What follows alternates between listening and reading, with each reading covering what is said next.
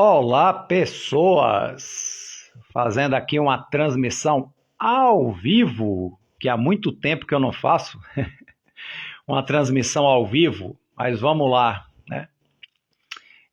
Me convidaram para fazer uma palestra com o tema do capítulo 2 do livro Fonte Viva de Emmanuel, psicografado por Francisco Cândido Xavier, né? Chico Xavier, né? Então, capítulo 2, o título é Modo de Fazer, né? Só que acabou que não deu certo eu fazer a palestra, né? Não foi nem eu, né? Foi a casa que teve uns contratempos e acabou não tendo a palestra. Falei, poxa, eu pensei tanto nesse título, pensei tanto nesse conteúdo, então já que eu não fiz lá no centro, eu vou fazer aqui ao vivo, né? Há muito tempo que eu não faço uma transmissão ao vivo aqui pelo Instagram, né? Então as pessoas aí que seguem o perfil Espiritismo em Foco, né, que é esse perfil meu aqui do Instagram, né, o Dib Espiritismo, que verão ao vivo, né, se alguém por acaso entrar agora, né, são 22 horas e 26 minutos, se estiverem dormindo, né, então vê a gravação depois, quem quiser ver a gravação.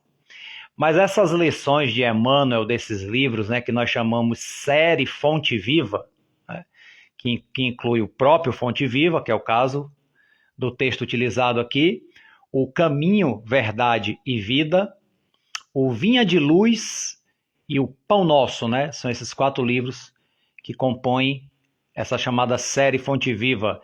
E para mim, assim, na minha humilde opinião, é uma, assim, das produções mediúnicas de Chico Xavier com Emmanuel, ela é impecável. Eu não tenho o que dizer. Ah, mas não são melhores os livros históricos, Paulo Estevam, há 2000 anos, são maravilhosos, são épicos, né? São histórias assim fantásticas que nos ensinam muito. Mas eu digo assim, com relação à leitura edificante que nos ensina, né? Sendo mais específico, esse Fonte Viva ele é impecável, porque nem tudo que se escreve é passível de zero questionamento, né? Tipo assim, zero questionamento não, né? De zero análise, né, sempre de uma pontinha de dúvida, né? E o próprio Emmanuel dizia, sejam analíticos, né, como os espíritos da codificação com Allan Kardec, né?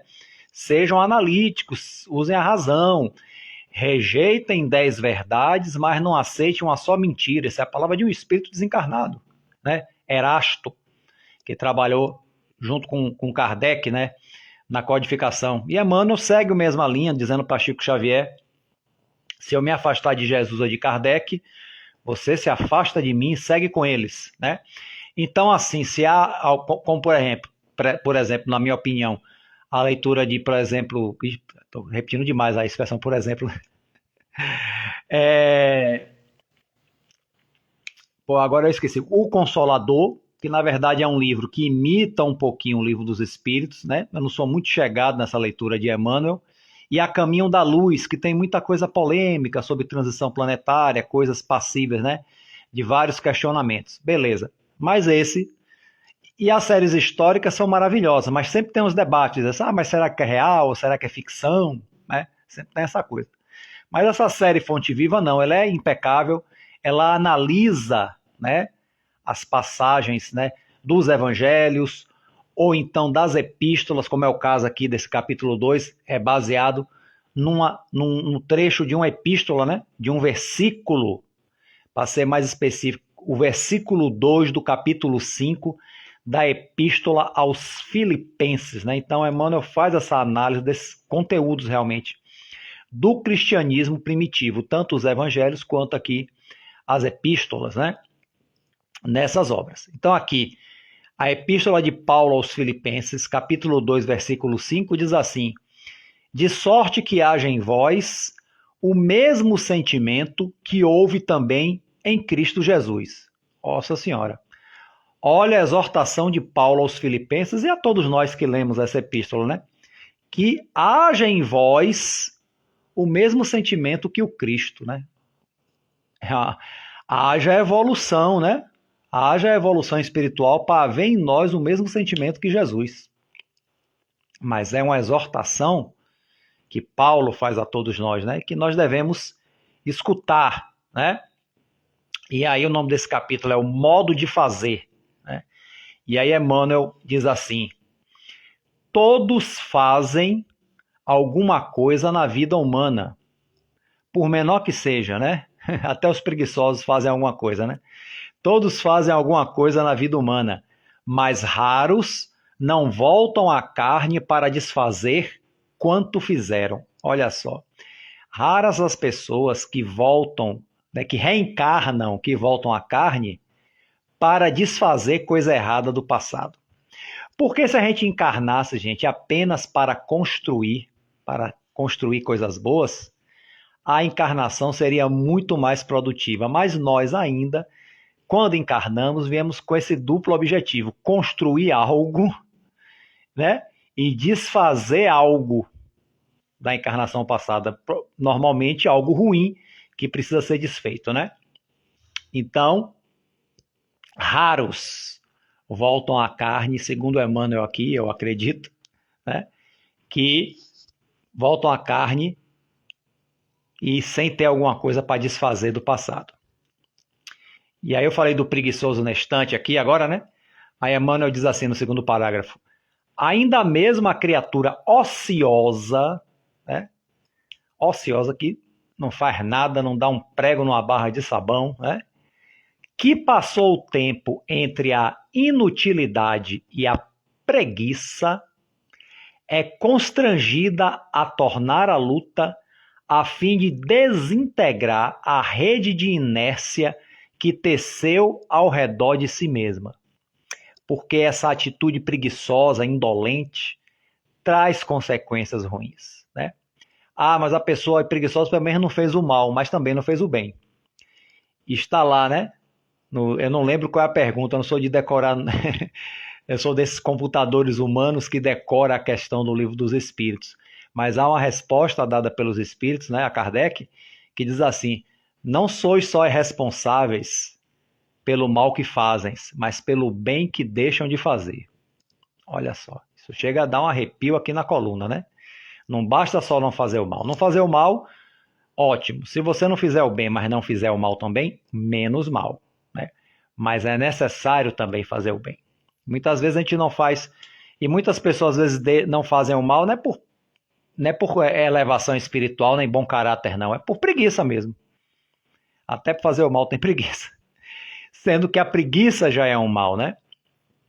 Então, a criatura ociosa que passou o tempo entre a inutilidade e a preguiça é constrangida na encarnação posterior a tornar a luta e desintegrar essa energia de preguiça, ou seja, é convidada ao trabalho, né? À caminhada.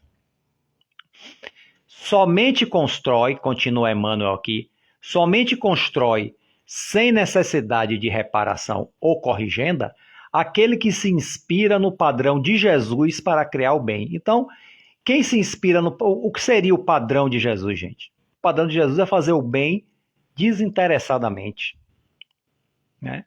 E fazer o bem ao alcance, fazer o bem a todos dentro do alcance de cada um. É claro, né? Eu tenho um alcance, outra pessoa tem outro alcance, né? Até onde cada um pode ir, né? Claro. Jesus podia ir até o infinito, mas ele já alcançou, né, ao longo da sua evolução espiritual, essa condição de Cristo, de espírito puro, né? Então, somente constrói, quer dizer, somente temos uma encarnação que não tem necessidade de nenhuma reparação, de nenhuma corrigenda, uma encarnação só de construção, se nós nos inspirarmos no padrão de Jesus para criar o bem, né? E o que seria então, né? Deixa eu especificar mais, né? Ou melhor, Emmanuel vai especificar mais aqui o que é esse padrão de Jesus para fazer o bem, né? É um padrão de excelência. Olha só, né? Fazer algo em Cristo é fazer sempre o melhor para todos. Para todos. Inclusive para si mesmo. Só que nós nem sempre entendemos o que é o melhor para a gente, né? Muitas vezes satisfazer os nossos instintos parece que é o melhor, né? Nos dá uma satisfação, mas nem sempre é o melhor, né? Satisfazer Os nossos impulsos nem sempre é o melhor. Então, fazer o melhor para todos é ajudar a todos, né, que estão ao nosso alcance e a nós mesmos. Então, fazer algo em Cristo é sempre fazer o melhor para todos. 2 pontos. Sem expectativa de remuneração, dai de graça o que de graça recebeste. O trabalho da seara do Cristo, gente, é gratuita, principalmente a mediunidade. Né? Quem duvida ainda, leia o livro dos médiuns. Qual a função sagrada da mediunidade?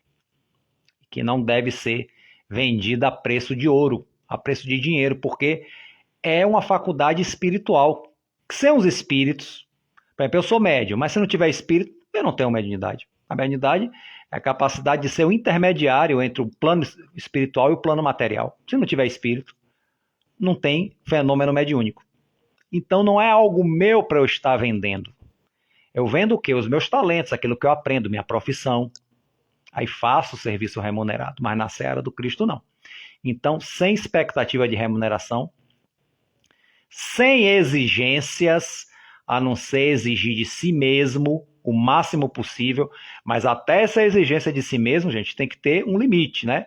Quando a gente exige demais da gente mesmo, além do nosso limite, a gente acaba tendo problemas, né, de adoecimento, de saúde mental, principalmente, né? Então, cuidado. Não estou falando aqui para um excesso de exigência consigo mesmo, mas com a exigência dentro daquilo que nós somos capazes, né? Então, sem exigências com as outras pessoas, e até a exigência consigo mesmo deve ter um limite da sua condição. Mas exijam-se o máximo, né? Muitas vezes a gente descobre que a gente pode mais do que a gente imaginava que poderia, quando a gente dá uma exigida a mais na gente mesmo, né? Sem mostrar-se, ou seja, sem exibição, sem exibicionismo, né? Cuidado com a vaidade, né? Com excesso de vaidade, de querer parecer que é o arauto da verdade, né? O enviado do reino dos céus para socorrer a todos, né? Sem exibir superioridade, que tem a ver também com a anterior, sem mostrar-se, né? Sem querer ser melhor do que os outros. Realmente, gente, a doutrina espírita, né, ou o espiritismo, é um ensinamento superior realmente. É um conhecimento superior, isso é fato. Mas não para nós, os espíritas, sermos melhores do que os outros. Ao contrário, é para nós sermos melhores para os outros. É aí que está o diferencial. Mas que o espiritismo é um conhecimento superior. Mas nós não somos superiores a ninguém por determos o conhecimento espírita. Muito pelo contrário, que o espiritismo é o evangelho redivivo na sua forma primitiva. E dentro dos padrões do cristianismo puro, do cristianismo verdadeiro, né? Não as distorções feitas ao longo da história, está a humildade. Né? Está a humildade. E humildade não combina com soberba, com querer ser superior aos outros. Né? Então, sem mostrar-se, sem exibir superioridade. Ou seja, humildade. Sem perturbações, sem perturbar o juízo de ninguém. Né? A gente ajuda dentro do que é possível. Mas quando a gente vê que a nossa ajuda está mais perturbando do que contribuindo, a gente se afasta, ora, né? Vibra, faz uma prece, mas a gente tem que ver até o ponto de a gente estar ajudando ou estar interferindo, estamos sendo entrões, como se diz assim, né? Então, o objetivo de ajudar não é de perturbar, é sempre dar a mão, e cada um tem que andar por si mesmo, né? O máximo que nós podemos fazer é ajudar, do mesmo jeito que quando a gente precisa, o máximo que pode fazer por mim é me ajudar. Ninguém pode fazer o meu trabalho que eu tenho que fazer, né? Nós nos auxiliamos uns aos outros. Essa é a lei da fraternidade. Mas cada um tem sua caminhada, que cada um mesmo tem que empreender, que o outro não pode fazer. Né? Então, a gente tem que ter essa consciência. Quando a gente tem essa consciência, sem perturbações. Nem no nosso juízo, nem no juízo dos outros. Okay? Sem perturbações. Não perturbem. Bom, em todos os passos, o Divino Mestre, perdão, nem todos os passos do Divino Mestre, em todos os passos do Divino Mestre, vemo-lo na ação incessante em favor do indivíduo e da coletividade, sem prender-se. Então, ele tanto favorece uma pessoa individualmente ou uma coletividade ao mesmo tempo, mas ele não se prende. Ele ama, ele socorre, mas não se prende a ninguém. Né? Isso aqui é interessante. Sem prender-se. Da carpintaria de Nazaré à cruz de Jerusalém. Engraçado, né? A cruz é feita de madeira e ele tinha como profissão, né? A profissão do pai terreno dele, né?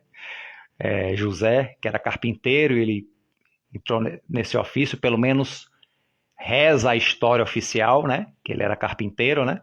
Tem alguns questionamentos aí dos historiadores mais modernos, mas vamos lá, né? Então, da carpintaria de Nazaré à cruz de Jerusalém, passa fazendo o bem. Quer dizer, da carpintaria até a cruz, né, do início ao final, sempre passou pelo seu caminho fazendo o bem. Né? Sem outra paga, além da alegria de estar executando a vontade do Pai. Quer dizer, a alegria de estar fazendo a vontade de Deus, né, a vontade do Pai, era o único pagamento dele. E que pagamento, né, gente? Quando a gente chegar a uma condição espiritual, não digo nem chegar a Jesus, mas uma condição espiritual melhor, tivermos uma percepção espiritual um pouco melhor, a gente vai ver que o melhor pagamento é esse, né? É o da alegria. Porque às vezes, a gente precisa pagamento em dinheiro por necessidade da reencarnação, né? Não estou dizendo que seja errado a gente trabalhar para ganhar dinheiro. Mas fazer o bem, né? Dentro, como disse Emmanuel aqui no outro parágrafo, né? No padrão Jesus, é um bem desprendido, né? É um bem que o único pagamento realmente é a graça de Deus. E era assim que Jesus fazia o bem. A única alegria dele é estar executando a vontade do Pai. Então, fazer o bem realmente é desse jeito, no padrão Jesus, né? Como diz Emmanuel. Né? Exalta o vintém da viúva e louva a fortuna de Zaqueu com a mesma serenidade. Então, o óbolo da viúva, que ele diz, essa viúva doou mais do que aquele que botou várias moedas, porque aquele que botou várias moedas botou do seu excesso, do seu supérfluo. Não fez falta para ele. E essa viúva era tudo que ela tinha, né? Ela doou aquela com fé de estar fazendo a coisa certa, né? E se ela tivesse outra moeda daquela, era muito. Né? Então ele louva essa viúva, mas também louva Zaqueu. Zaqueu era rico, Zaqueu era um publicano, igual Mateus, o evangelista, né? Era o que cobrava imposto. Ele é odiado pelas pessoas, porque os publicanos eram tidos como traidores do seu povo, porque cobrava imposto para Roma, né? E aqui, quando ele encontra Zaqueu, ele louva a fortuna de Zaqueu, por quê? Porque Zaqueu cai em si, toma consciência. E aí vê Jesus e diz, eu vou doar a metade do que eu tenho aos pobres, né, desse dinheiro que eu consegui indevidamente sendo um publicano, e a todos que eu prejudiquei, eu vou buscar reparar tudo que eu fiz. Né? E ele realmente o faz. Por isso que Jesus o abraça. Desce daí que eu vou almoçar na tua casa. Né? Então é o valor espiritual, tanto da viúva que era pobre, como o Zaqueu que era rico. Não é a questão de ter ou não ter dinheiro, é o valor espiritual de cada pessoa. E ambos, tanto a viúva pobre quanto o Zaqueu, o publicano rico, demonstraram grandes valores espirituais. Bom, continuando aqui, conversa amorosamente com algumas criancinhas, e multiplica o pão para milhares de pessoas sem alterar-se. Né? Então conversa deixai vir a minhas criancinhas, né? Não as impeçais, multiplica o pão, né? Que é chamado como é que foi, né? Esse fenômeno de multiplicar o pão, né? Que capacidade magnética é essa de mover o fluido universal e multiplicar, né? Lá no livro A Gênese, os milagres e as predições, segundo o Espiritismo, tem lá algumas explicações sobre esses supostos milagres de Jesus, né? Eu digo supostos porque, na verdade, quando a gente sabe as leis da natureza associadas a isso, deixa de ser milagre. Passa a ser uma coisa natural, mas que não está ao nosso alcance ainda, porque não alcançamos a evolução espiritual o suficiente. Mas na Gênesis, que é o 5º livro da codificação de Allan Kardec, na parte dos milagres, há ali algumas explicações sobre os milagres que Jesus realizou. Quem quiser ir lá conferir, vai lá, viu? Quem não tiver o livro físico, consegue em PDF aí, é só lançar o nome lá no Google, ok? Bom, reergue Lázaro do sepulcro, ele não ressuscita Lázaro. Lázaro estava com a crise que a ciência hoje conhece, que é a catalepsia, outros chamam de letargia, né? Então, daquele estado de quase morte. Inclusive, tem-se notícia que pessoas foram enterradas vivas, inclusive. Imagine despertar enterrado, né? Que horror, né? Mas é um estado que acontece, né? E era o caso de Lázaro, né? Que chegou a ser sepultado dentro de lá, eles não sepultaram, enterravam embaixo da terra, botou dentro de uma pedra, né? E aí Jesus foi lá e acordou ele, porque ele ia acabar morrendo de verdade se continuasse ali fechado naquela cripta, né? Sabe que Jesus, sabe que ele chegou a tempo, né? Então, reergue Lázaro do sepulcro e caminha para o cárcere, ou seja, quando ele foi preso, né? Com a atenção centralizada nos desígnios celestes. Então, sempre que Jesus tinha na sua mente eram os desígnios celestes, os desígnios de Deus, mesmo quando caminhava para o cárcere injustamente, num julgamento injusto, numa condenação totalmente injusta, né? E aí, no último parágrafo, né, encerrando o texto, não te esqueças de agir para a felicidade comum, ok? Não te esqueças de agir para a felicidade comum, na linha infinita dos teus dias e das tuas horas. Todavia, para que a ilusão não te imponha o fel do desencanto ou da soledade, ajuda a todos, indistintamente, conservando acima de tudo a glória de ser útil. Olha, ser útil é uma glória, né?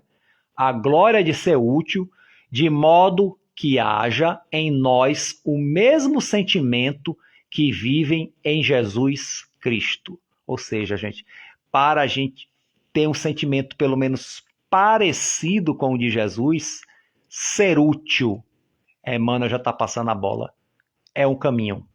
Procurar ser útil, procurar fazer o bem, como eu disse, dentro das nossas possibilidades. Não é fazer mais do que a gente pode, não, gente. Mas dentro das nossas possibilidades, a gente fazer o bem, ser útil, né? Não ser um inútil. Então a gente já se aproxima, né? E se a gente é útil a ponto realmente de fazer muito bem, a gente não só se aproxima, como cultivamos em nós o mesmo sentimento que vive em Jesus Cristo. Quando a gente realmente se entrega ao trabalho útil, ao trabalho no bem, que nos aprimoramos espiritualmente, né? Então, isso aqui é um recado que Emmanuel passa para a gente, né? Que à primeira vista parece uma coisa tão difícil, né, gente? Mas não é. É porque a gente realmente temos resistência em abrir mão dos nossos apegos, né? Nós temos essa resistência, mas aos poucos a gente vai aprendendo. Tá aí o Espiritismo para nos iluminar, né? Tá aí as reencarnações para a gente ir se aprimorando, e depende da gente, né? Acelerar mais ou demorar mais na nossa evolução. E olha aqui, esse recadinho já serve, né? O modo de fazer, né? Ser útil, fazer o bem da melhor maneira possível. Isso aí já nos dá um grande passo, né, na senda espiritual, né, nessa fonte viva aqui, que é o nome desse livro, né? E a gente entender, gente, que a justiça de Deus, ela não falha, né? Quando a gente vai aqui na primeira questão de O Livro dos Espíritos, Kardec pergunta: o que é Deus? E os espíritos respondem: Deus é a inteligência suprema, causa primeira de todas as coisas. Então, tudo, né? A causa de tudo, a causa de nós, da nossa criação, é Deus. E aí, na questão 13 desse mesmo capítulo, né? Que vai ver os atributos da divindade, os atributos de Deus, gente. Os atributos de Deus. Então, aqui Kardec, ele descreve: Deus é eterno. O que é eterno? Não teve começo, nem vai ter fim. Ele existe de toda a eternidade. Então, ele não existe porque existia uma condição humana. Ele é. Tanto que o nome que está no Velho Testamento, Iavé, aquele que é. Então, eterno, é eternidade. Nós, espíritos, não somos eternos, porque tivemos começo. Nós somos imortais, mas viveremos a eternidade, né? A gente tem essa separação didática, eterno e imortal, mas acabou que vai chegar um tempo que isso não vai ter importância, porque viveremos a eternidade, né? Então, Deus é imutável, as suas leis não mudam, porque são perfeitas, né? Lei de justiça, lei de amor, lei de caridade, lei de sociedade, lei do progresso, porque nós podemos estacionar, né, no nosso progresso, pela nossa preguiça, nossa indolência, mas não podemos retroagir. É sempre para frente. Estacionar, infelizmente, muitas vezes estaciona, mas voltar atrás a gente não volta. Então, é a lei do progresso. Então, são as leis que são descritas aqui no livro 4 de O Livro dos Espíritos, né? No capítulo lei natural, leis morais, né? As leis da natureza, né? Para conferir. Deus é único, é a causa primeira de todas as coisas e único, né? Não são vários deuses, como acreditam o politeísmo, né? De muitas religiões antigas, né? É todo poderoso, porque é único, né? Então, o causa primeira de todas as coisas, é o Todo-Poderoso, e é soberanamente justo e bom. Então, não há injustiça de Deus, né? Não há, quando a gente reportando outro livro da codificação, O Céu e o Inferno, ou a Justiça Divina, segundo o Espiritismo, a gente vai ver lá, na segunda parte, nos exemplos, né, que a justiça de Deus se faz para todos. Ela parece que não existe no nosso mundo material, né? Porque a injustiça, né, a gente vê muitas pessoas ruins se dando bem e pessoas boas se dando mal. Então, cadê a justiça de Deus? É porque a reencarnação, gente, é um momento de nós passarmos por provações. Isso não quer dizer que a justiça de Deus desapareceu. Simplesmente a gente está colhendo aquilo que plantamos lá atrás. Como aqui o primeiro parágrafo desse texto aqui, do modo de fazer, né? Raros não voltam à carne para desfazer o quanto fizeram, quer dizer, desfazer o mal. E a gente acaba colhendo alguns espinhos ou muitos espinhos. Então isso está dentro da justiça de Deus. Mas no plano espiritual não há enganações. Não há enganações. Eu estou falando aqui, ali do céu e inferno, né? Tem lá, Kardec faz uma divisão das comunicações na segunda parte. Espíritos felizes, espíritos na condição mediana, espíritos sofredores, espíritos criminosos, espíritos suicidas. Para ver, são várias cartas psicografadas que ele bota lá como exemplo, né? Então a gente vê que cada um segue aquele caminho que cada um trilha, né? Demonstrando que realmente as leis de Deus são soberanamente justas, né? Então, como Deus é soberanamente justo e bom, mesmo que às vezes pareça que não é, né? Nos momentos que a gente sofre, que a gente se revolta, ou a gente não acredita mais em Deus, ou então acredita que se ele existe, ele não é justo, né? Então, é esse o momento para a gente parar e respirar. Peraí, não é bem assim, né? Isso aí não sou eu que estou falando, é a minha revolta. E, como aconselha sempre Joana de Ângeles, busque a oração, busque a meditação, o silêncio, né? Para se recompor, né? E voltar ao prumo. Se não conseguir sozinho, peça ajuda, não há vergonha em pedir ajuda, de forma nenhuma, né? Nós sempre somos para pedir de ajudarmos uns aos outros. Olha o que o texto fala aqui de Emmanuel, né? Sermos útil é ajudarmos uns aos outros. Ok? Então, com isso, eu encerro aqui esta preleção, né, com vocês aqui, né? Acabou entrando algumas pessoas aqui. Neike Oficial, Romana Ponte, Carmen e Valéria. Muito obrigado aí vocês que estão assistindo, estão prestigiando.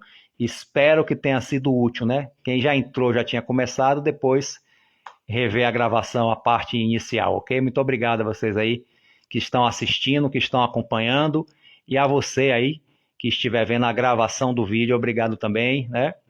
Um forte abraço a todos, né? Aproveitem, leiam o capítulo, né? Fonte Viva, capítulo 2, modo de fazer, e também as referências que eu dei do Livro dos Espíritos, o Céu e o Inferno, o Livro dos Médiuns e a Gênese, né? É bom sempre a gente estar nos aprimorando, e a leitura espírita nos ajuda muito, com certeza, nos ajuda muito, né? E o autoconhecimento, né? Como sempre diz, né? Conhecermos a nós mesmos, né? Uma coisa que o espiritismo absorveu, né? Do socratismo, né? Da filosofia socrático-platônica, que faz parte da introdução do Evangelho segundo o Espiritismo, né? Sócrates e Platão, né? Então, o autoconhecimento é essencial, está aqui no Livro dos Espíritos, uma mensagem de Santo Agostinho, né? Exaltando a qualidade do procurar conhecermos, nos conhecermos, né? Conhece-te a ti mesmo. Ok, gente? A todos aí, um forte abraço e fiquem com Deus. E até a próxima, se Deus quiser.